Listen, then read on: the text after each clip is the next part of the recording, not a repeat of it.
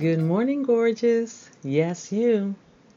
I'm Rosie Brown, and this is Rosie Rooted and Rising, where we talk about growth, reinvention, and what it really looks like to keep becoming when life does not hand you a neat little roadmap.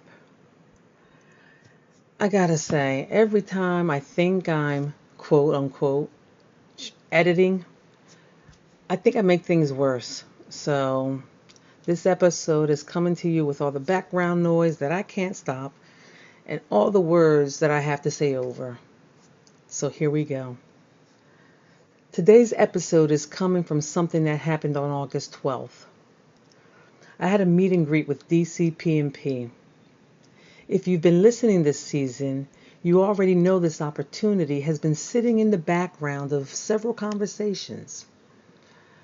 I worked for DCP&P for almost 15 years, and when I left in 2021, I believed that chapter was over. I had no expectation that 5 years later I would be walking back into one of their offices to talk about possibly returning. So the meet and greet was more of an informational meeting. We talked about the role, the process, what changed in the last 5 years, training and how long that lasts, and what happens next. And eventually, you know me, I asked the question anybody in my position would want answered. So, from here, where do I find out? When do I find out something? The answer was, check this out, HR will reach out. Okay, that was pretty much it. There was no dramatic ending. No one slid an offer across the table to me. I did not walk out knowing what happens next or when I will hear something. And interestingly enough, I was okay with that. Now, I'm not going to sit here and act like I don't care, because of course I do. I would like to know what happens next. Stability matters to me, and I have been very open about that throughout this season. I'm still building my business, yes, paying attention to my finances, and thinking carefully about what makes sense for this stage of my life. But something felt different about me today. Yes, ladies, I am growing. Years ago, I probably would have left that building and started replaying the entire conversation in my head. I would have remembered every response, every facial expression, and every pause, then try to figure out what it all meant. Was that a good sign? Did I say enough? Should I have explained something differently? Did they like me? Well, actually, I don't care about that. Do they already know what they are going to do?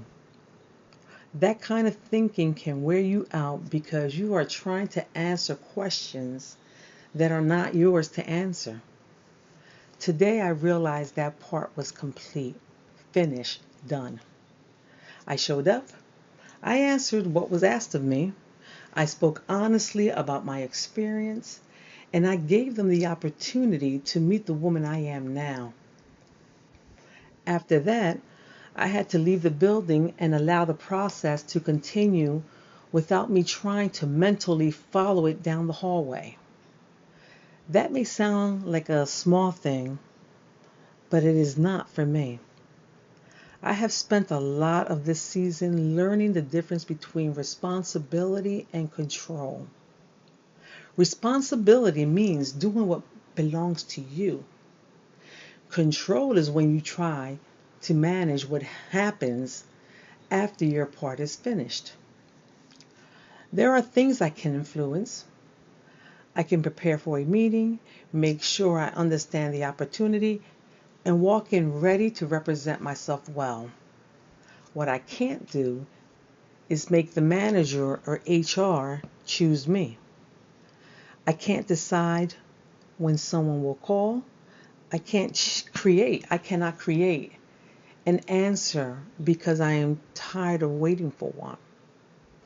That lesson has showing, I'm sorry, let me repeat that. That lesson has been showing up in more than one area of my life. It is showing up with my business too. I can introduce myself to agents, explain what I do, build relationships, follow up, and continue making Rosie's Real Estate Solutions visible. I can't decide when somebody will become a client. And when you care about something deeply, that lack of control can be uncomfortable. There is always this temptation to believe one more idea, one more conversation, or one more adjustment will finally make everything happen exactly when you want it to happen. Sometimes that effort is necessary. Other times, you have already done what you can do. Now, the next step is patience. Knowing the difference is not always easy. When I walked out of DCP&P, I felt like I had reached the patience part. There was nothing else I needed to do before I went home. That realization gave me some peace because I have a tendency, like many women, to stay mentally involved in situations long after there is nothing left to act on. We leave the meeting, but the meeting does not leave us. We go home and keep working on it in our heads. We start creating possibilities, solving imaginary problems, and preparing for conversations that may never happen. Meanwhile, nothing has actually changed. I don't want to do that this time. I want today to be what it was: a meeting, a conversation, an opportunity to see what might be possible.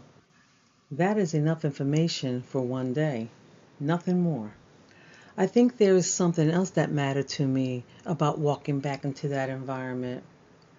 You see, DCP&P was a major part of my adult life for almost 15 years. When you spend that much time in one place, work becomes woven into your routine and sometimes into your identity. You know the language, you know the systems, you know how the place works. So, yes, walking back in today felt somewhat familiar. But what surprised me was I did not feel like I was trying to reclaim my own life, my old life. Let me say that again. But what surprised me was that I did not feel like I was trying to reclaim my old life. Of course not. I was not sitting there wishing I could go backward. My question was different now. Would this fit the life I am building today? That's the question. 5 years ago, I might have evaluated a job primarily by whether it gave me security. At this stage of my life, I am looking at more than one thing. I care about financial stability, absolutely. But I also care about my time, my peace, my business, and the kind of environment I am willing to work in. I understand myself differently than I did when I left. That does not mean I have figured everything out. Anybody who has listened to this season knows I certainly have not. But I do know I cannot make major decisions based on what looks secure from the outside. Security matters, but I also have to consider what that security may cost me in time, peace, energy, and the freedom to keep building the life I want. That's something I didn't always think about earlier in my life. Now I look at the bigger picture. I think about what a decision may cost me mentally and emotionally, whether the schedule still leaves room for things I am building, and how much energy I will realistically have left at the end of the day. Those things matter to me now in a way that it didn't before. They're not glamorous, but they matter. And here is something I have still been thinking about since I got home.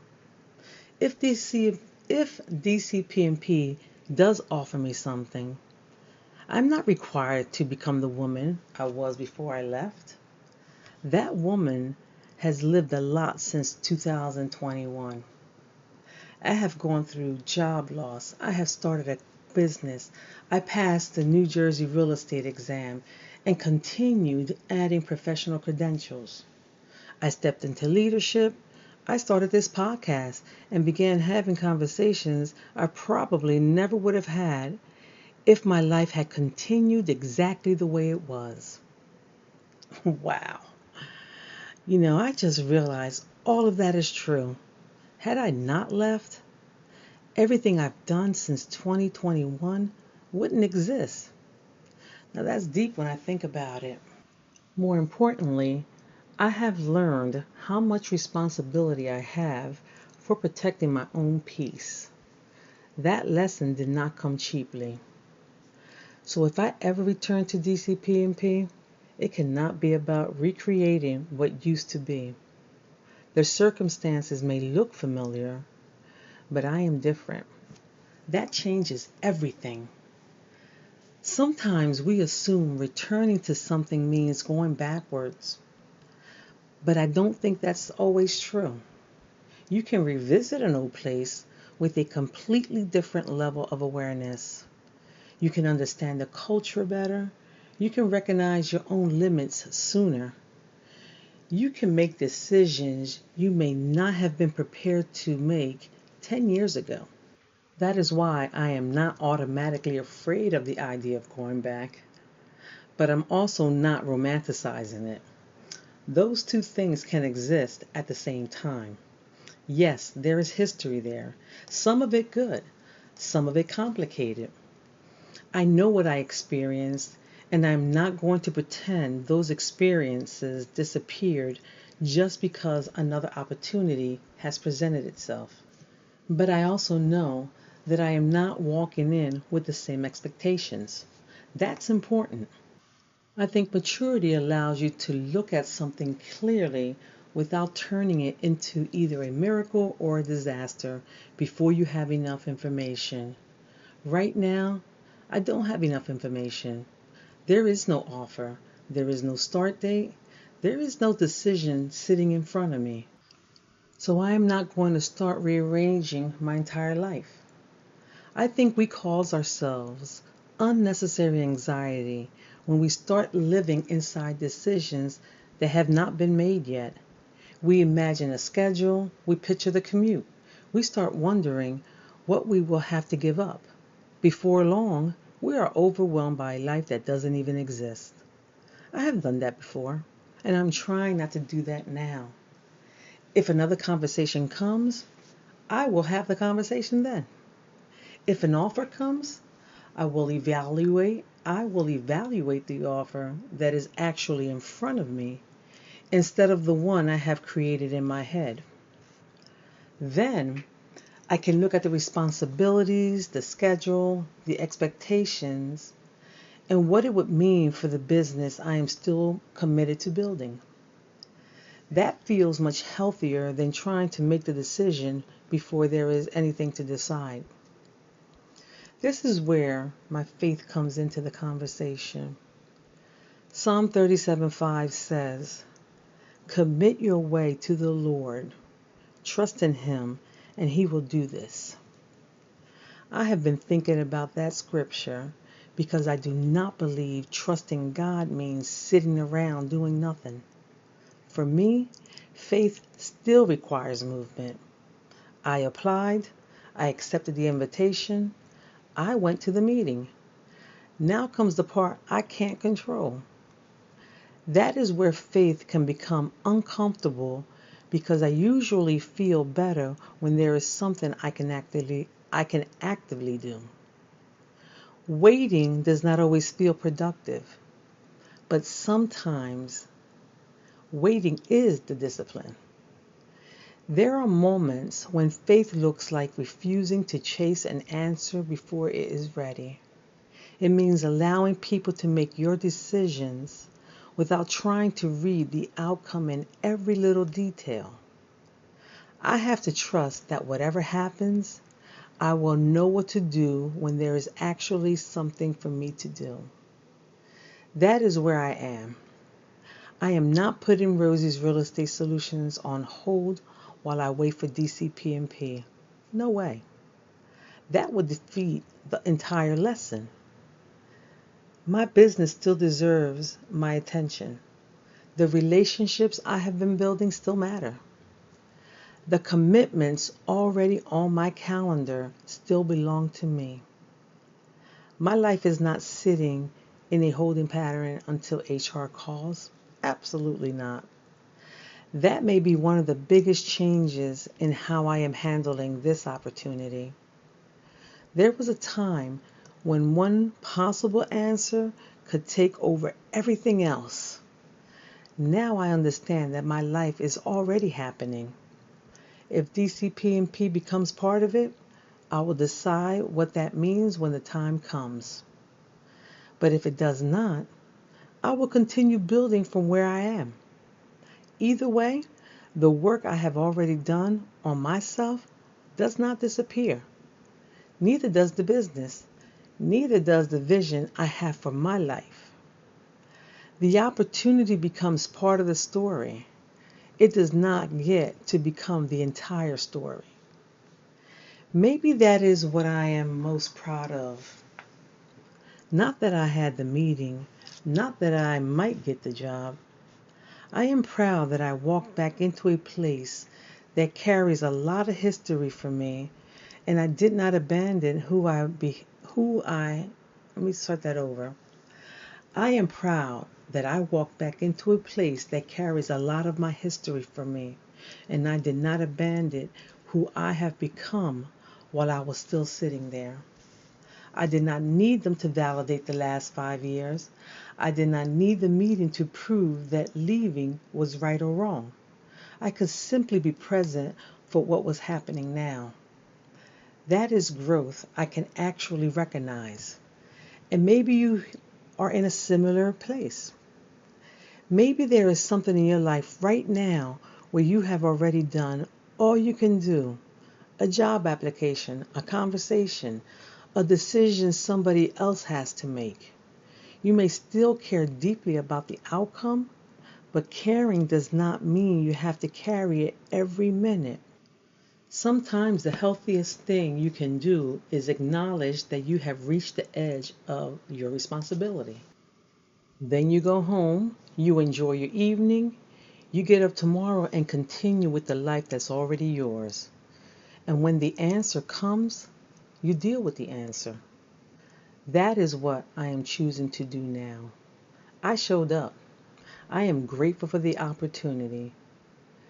And now I am letting that be enough. Until next time, sis y hermana, stay rooted, stay blessed, and keep rising.